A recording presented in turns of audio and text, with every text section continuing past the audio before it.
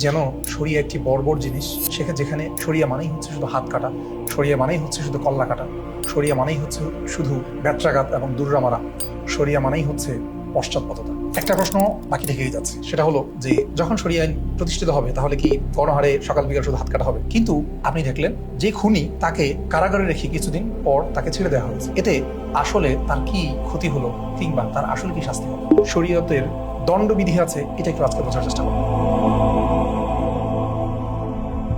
আসসালামু আলাইকুম রহমতুল্লাহি ওয়া বারাকাতুহু। যখনই বলা হয় আমরা রাষ্ট্রকে শরিয়া অনুযায়ী পরিচালনা করতে চাই, অথবা শরিয়া আইন অনুযায়ী জীবন পরিচালনার মধ্যেই আমাদের মুক্তি নিহিত আছে, এই কথাগুলো যখন বলা হয় তখন আমাদের সামনে এমন কিছু চিত্র তুলে ধরা হয় যেন শরিয়া একটি বর্বর জিনিস, যেখানে শরিয়া মানেই হচ্ছে শুধু হাত কাটা, শরিয়া মানেই হচ্ছে শুধু কল্লা কাটা, শরিয়া মানেই হচ্ছে শুধু ব্যত্রাঘাত এবং দুর্রা মারা, শরিয়া মানেই হচ্ছে পশ্চাৎপদতা। এই যে চিত্রগুলো তুলে ধরা হয়, এর মাধ্যমে শরিয়াকে আমাদের সামনে একটা ভীতিকর কিছু হিসেবে প্রতিষ্ঠা করার চেষ্টা করা হয়, যেন একজন সাধারণ মানুষ শরিয়ার মধ্যে তার যে মুক্তি, সেখানে ফিরে যেতে না পারেন, পশ্চিমের যে দাসত্ব এবং গোলামি, সেখান থেকে মানুষ ফিরে আসতে না পারে। শরিয়া আইন আসলে কি বা আসলে কেমন, এটা বোঝার জন্য আমরা মেইনলি শরীয়তের দণ্ডবিধি আছে, এটা একটু আজকে বোঝার চেষ্টা করব। শরীয়তের দণ্ডবিধি তিনটা ভাগে বিভক্ত। একটা হচ্ছে হুদুদ, দ্বিতীয় হচ্ছে কিসাস, 3 নম্বর হচ্ছে তাজির। হুদুদ বলা হয় এমন শাস্তি কিংবা এমন কিছু দণ্ডবিধানকে যেই দণ্ডবিধিগুলো আল্লাহ প্রদত্ত কিছু নিয়ম লঙ্ঘন করার কারণে করা হয়। কিসাস হলো মানুষের অধিকারের সাথে সম্পর্কিত, মানুষকে হত্যা কিংবা তাকে ক্ষতি করা হয়, শারীরিকভাবে ক্ষতিগ্রস্ত হওয়ার যে মাধ্যমগুলো আছে, এটা হচ্ছে কিসাসের সাথে সম্পর্কিত। 3 নম্বর হচ্ছে এই দুইয়ের বাইরে যেই সকল শাস্তিগুলো আছে, সেগুলো হচ্ছে তাজির। শরীয়তে হুদুদ এবং কিসাস এই দুইটা বিষয় সুনির্ধারিত। কোনটা শাস্তি কি হবে, কোনটার দণ্ডবিধি কি হবে, কতটুকু প্রয়োগ করা হবে, কিভাবে সেটাকে প্রমাণ করা হবে, এবং কি কি পাওয়া না গেলে প্রমাণ হবে না, এই বিষয়গুলো শরীয়তে সুনির্ধারিত। কিন্তু তাজির মানে হচ্ছে যখন কারো অপরাধ প্রমাণিত হয়, অর্থাৎ হুদুদ এবং কিসাসের বাইরে যে অপরাধগুলো আছে, এই অপরাধগুলো যখন প্রমাণিত হবে, সেই অপরাধ প্রমাণিত হওয়ার পর তার যে শাস্তিগুলো আসবে, সেই শাস্তিটা নির্ধারণ করবেন কাজী বা বিচারক। অর্থাৎ পরিস্থিতি এবং তার অপরাধের মাত্রা বিচার করে তাকে কতটুকু শাস্তি দেওয়া উচিত, কতটুকু শাস্তি দিলে তার ইসলাহ বা সংশোধন হবে, এটার আলোকে যে শাস্তি দেওয়া হয় সেটা হচ্ছে তাজির। হুদুদ হচ্ছে হকুকুল্লাহ বা আল্লাহ তাআলার হকের সাথে সম্পর্কিত। অর্থাৎ আল্লাহ তাআলা যে সকল কাজ করতে নিষেধ করেছেন এবং সেগুলোকে অপরাধ হিসেবে সাব্যস্ত করেছেন, সেই অপরাধগুলোকে কেউ যদি লঙ্ঘন করে এবং সেই অপরাধগুলো যদি কেউ করে, তাহলে তার উপর যে শাস্তি আসবে সেটা হচ্ছে হুদুদ। যেমন হুদুদের যদি আমরা মৌলিক বেশ কিছু প্রকারের কথা বলি, একজন মানুষ কেউ যদি জিনা করে, বেভিচার করে, তাহলে তার শাস্তি সুনির্ধারিত, শরীয়ত সেটাকে নির্ধারণ করে দিয়েছে। এবং এইটা আল্লাহর পক্ষ থেকে যে নির্ধারিত যদি প্রমাণিত হয়, তাহলে সেটা বাস্তবায়ন করতেই হবে। এখানে ভিন্ন কোনো কিছুর সুযোগ নেই এবং কেউ এখানে মাফ করার সুযোগ নেই, বরং এই শাস্তি মাফ করার দায়িত্ব একমাত্র আল্লাহ সুবহানাহু ওয়া তাআলার। দুনিয়াতে কোনো বিচারক সেটাকে মাফ করতে পারবে না। তদ্রুপ এখানে কেউ যদি চুরি, নির্দিষ্ট পরিমাণ চুরি, শুধু চুরি না, নির্দিষ্ট পরিমাণ একটা বড় অ্যামাউন্টের চুরি যেটা শরীয়তে নির্ধারিত আছে, এই পরিমাণ চুরি যদি কেউ করে, তাহলে তার হাত কাটা হবে। অথবা কেউ যদি কাউকে মিথ্যা অপবাদ দেয়, কজফ, তাহলে সেটার জন্য তাকে ব্যত্রাঘাত করা হবে। তারপর কেউ যদি ধর্মত্যাগ করে, তাহলে তাকে যে মৃত্যুদণ্ডের শাস্তি দেওয়া হবে। এর আগে বেশ কিছু স্টেপ আছে।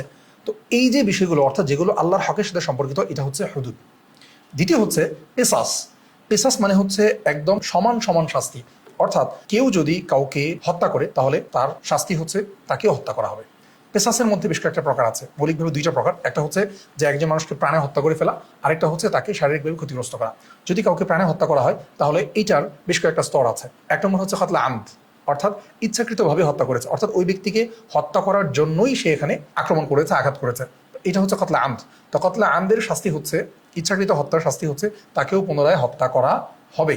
2 নম্বর হচ্ছে কতলে শিবুল আমদ, অর্থাৎ ইচ্ছাকৃত হত্যা করার মতোই, কিন্তু আসলে সে শতভাগ ইচ্ছাকৃত হত্যা নয়। তো এই জায়গাতে সেখানে দিয়াত আসবে। 3 নম্বর হচ্ছে কেউ যদি ভুলক্রমে হত্যা করে। যেমন ভুলক্রমে হত্যা করার বিষয়টা কি, একজন মানুষ গাড়ি চালাতে গিয়ে অ্যাক্সিডেন্ট করে একজন মানুষকে মেরে ফেলেছে। সে কিন্তু তাকে মারার জন্য ইচ্ছা করেনি, কিন্তু দুর্ঘটনাবশত তাকে হত্যা করে ফেলেছে, এবং এই ক্ষেত্রে দায়ী হচ্ছে ড্রাইভার। তাহলে এই ড্রাইভার, তাকে ক্ষতিপূরণ দিতে হবে। সেই ক্ষতিপূরণটা হচ্ছে দিয়াত বা মুক্তিপণ। সেই দিয়াত বা মুক্তিপণ কতটুকু? 100 উটের সমপরিমাণ, 100 উট অথবা তার সমপরিমাণ মুদ্রা বা অর্থমূল্য তাকে প্রদান করতে হবে। এটা হচ্ছে কিসাস। কোরআনের মধ্যে আল্লাহ কিসাসের বিষয়টা আরো স্পষ্ট করে বলে দিয়েছেন, ওয়া কাতাবনা আলাইহিম ফিহা আন্না নাফসা বিন নাফস ওয়াল আইনা বিল আইন ওয়াল আনফা বিল আনফ ওয়াল উযুনা বিল উযুন ওয়াস সিন্না বিস সিন ওয়াল জুরুহা কিসাস। যদি আমি মানুষের উপর এটা নির্ধারণ করে দিয়েছি, কেউ যদি কোনো মানুষকে হত্যা করে আন্না নাফসা বিন নাফস, প্রাণের বিনিময়ে প্রাণ। এটা হচ্ছে আমাদের প্রথম ধাপ। দ্বিতীয় ধাপ আমরা বলেছিলাম যে যদি একজন মানুষের শারীরিকভাবে ক্ষতিগ্রস্ত করা হয়, তাকে আঘাত করা হয়, তাহলে যতটুকু তাকে আঘাত করা হয়েছে আঘাতকারীকে সমপরিমাণ শাস্তি ফিরিয়ে দেওয়া হবে। যেমন কোরআনে বলা হচ্ছে আন্নাল আইনা বিল আইন, চোখের বিনিময়ে চোখ, ওয়াল উযুনা বিল উযুন, কানের বিনিময়ে কান, ওয়াল আনফা বিল আনফ, নাকের বিনিময়ে নাক, ওয়াল জুরুহা কিসাস, এবং শরীরের অন্যান্য জায়গাতে যেই আঘাতগুলো তাকে করা হবে ভিকটিমকে, তাহলে যে আঘাতকারীকে সমান আঘাত করা হবে। এটাই হচ্ছে কিসাসের মূল কথা। 3 নম্বর হলো তাজির, হচ্ছে এমন শাস্তি যার অপরাধের শাস্তি কোরআন এবং হাদিসে সুনির্ধারিত নেই, বরং সেটাকে বিচারক এবং কাজীর উপর ছেড়ে দেওয়া হয়েছে। কাজী তার অপরাধের মাত্রা অনুযায়ী তাকে সংশোধন করার জন্য যে শাস্তি প্রয়োজন সেটা দিবেন। কখনো ব্যত্রাঘাতের শাস্তি দিতে পারেন এবং কখনো তাকে জেলখানায় বন্দী করে শাস্তি দিতে পারেন। তবে শর্ত হচ্ছে এই শাস্তি অবশ্যই হদুদ এবং কিসাসের যে সুনির্ধারিত মাত্রা আছে সেটাকে ছাড়িয়ে যেতে পারবে না। হদুদ এবং কিসাসের চেয়ে নিম্নমানের হতে হবে, এর চেয়ে কম হতে হবে। এটাই হচ্ছে তাজির। তাহলে আমরা একদম যদি সামারি করি তিনটার যেই পার্থক্যটা কোথায়, পার্থক্য হচ্ছে হদুদ হচ্ছে আল্লাহ তাআলার হক, আল্লাহ হকের সাথে সম্পর্কিত, এটা আল্লাহ ছাড়া কেউ কোনো কিছু করতে পারবে না, এটাকে দুনিয়াতে তাকে শাস্তি দিতেই হবে প্রমাণিত হলে। 2 নম্বর হচ্ছে কিসাস। কিসাস সেটা হচ্ছে সে যেটুকু অপরাধ করেছে তার সাথেও অনুরূপ শাস্তি দেওয়া হবে।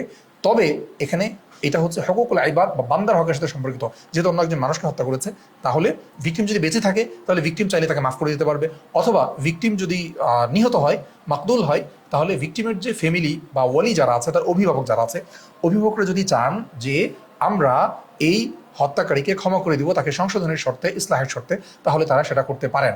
আবার তারা যদি চান যে না, আমরা আমাদের যে ক্ষতি হয়েছে আমরা এই ক্ষতিপূরণ হবে না, আমরা ক্ষমা করব না, বরং আমরা তার জন্য দিয়াত বা মৃত্যুপণ সেটা চাই, অথবা তাকে তার উপর কিসাস প্রয়োগ করা হোক, তাকে হত্যা করা হোক, সেটা চাই সম্পূর্ণ ভিকটিমের উপর। অর্থাৎ ভিকটিম এবং ভিকটিম ফ্যামিলি যেটা ডিসাইড করবে সেটা অনুযায়ী সিদ্ধান্ত হবে। এখানেও থার্ড পার্টির কোনো ইনভলভমেন্ট নাই।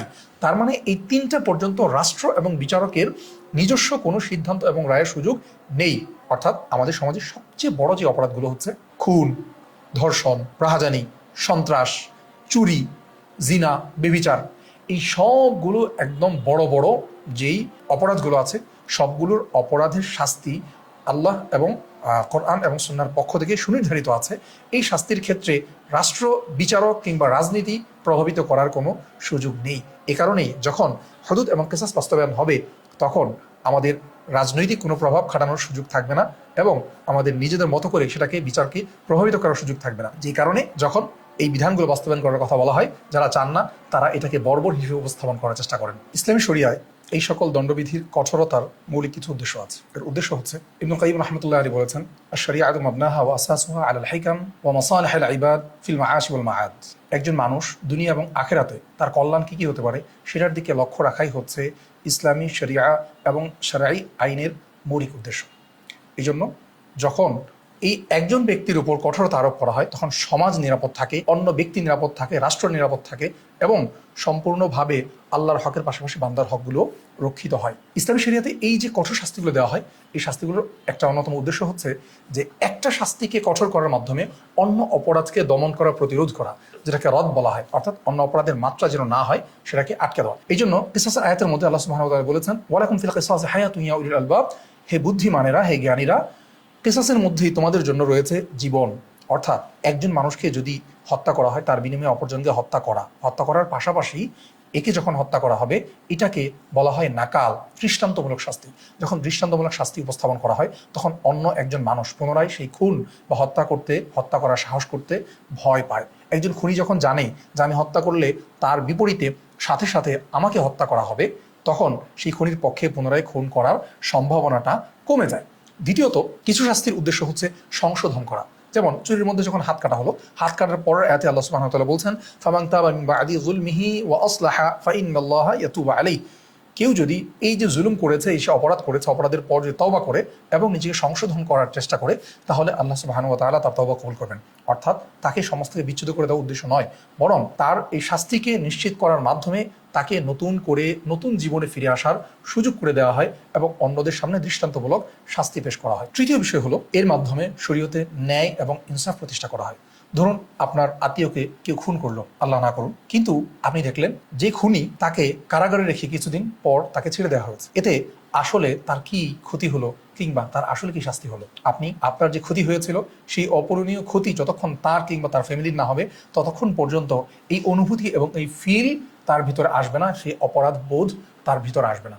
এই জন্য বাংলাদেশে কথিত আছে যে একজন মানুষ যখন চোর হয়ে চুরি করে কারাগারে যায় তখন সে ডাকাত কিংবা সন্ত্রাস হয়ে বের হয়, কারণ সেখানে যত না তার জন্য ইসলাহ বা রিহ্যাবিলিটেশনের ব্যবস্থা আছে তার চেয়ে বেশি বড় বড় গডফাদারদের সাথে সম্পৃক্ত হয়ে তার সামনে অপরাধের জগৎকে আরও বিস্তৃত করার সুযোগ তৈরি হয়।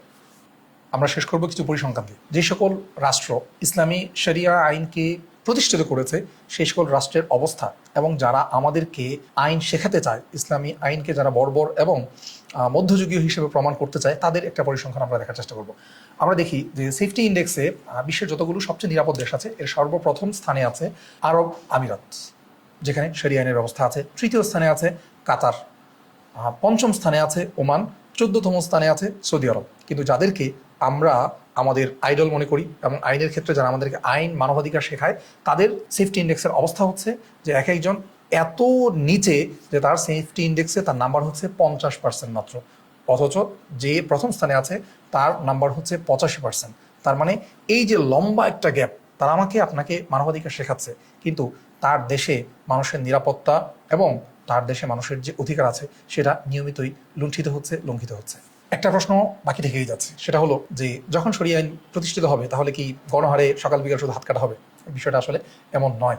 আমরা দেখি যেই সকল রাষ্ট্রে শরিয়া আইন প্রচলিত আছে ওই সকল রাষ্ট্রে সারা বছরে হয়তো 2 থেকে 3টা কেসাস বাস্তবায়ন করতে হয়, 2 থেকে 3টা হদ প্রয়োগ করতে হয়। কারণ একজন মানুষ যখন জানে, একজন অপরাধী যখন জানে যে অপরাধের কনসিকুয়েন্স আমার সামনে কি হবে, আমার শাস্তি কি হবে, তখন তার দ্বারা অপরাধের মাত্রা এমনিতেই কমে যায়। এবং হদুদ এবং কেসাস বাস্তবায়ন করার নিয়ম হচ্ছে একটা উন্মুক্ত মাঠে সবাইকে জানিয়ে সবাইকে উপস্থিত করে ওই শহরে হদ এবং কেসাসটাকে বাস্তবায়ন করা হবে যেন সকলেই দেখতে পারে। আর বর্তমানের সোশ্যাল মিডিয়ার জামানায় সবকিছু যখন ব্যাপকভাবে ছড়িয়ে পড়বে তখন সকল অপরাধীর মনে এটা একটা ভীতির সঞ্চার করবে এবং তাকে অপরাধ থেকে ফিরে আসতে উদ্বুদ্ধ করবে। এই জন্য শরিয়া আইন আসলে বর্বরতা নয়। আমরা যে বর্বর যুগের মধ্যে আছি, আমরা যে জাহিলাদের মধ্যে আছি, আমরা যেই মানবাধিকারহীনতার মধ্যে আছি, সেখান থেকে ফিরে আসার মাধ্যম হচ্ছে শরিয়া আইন।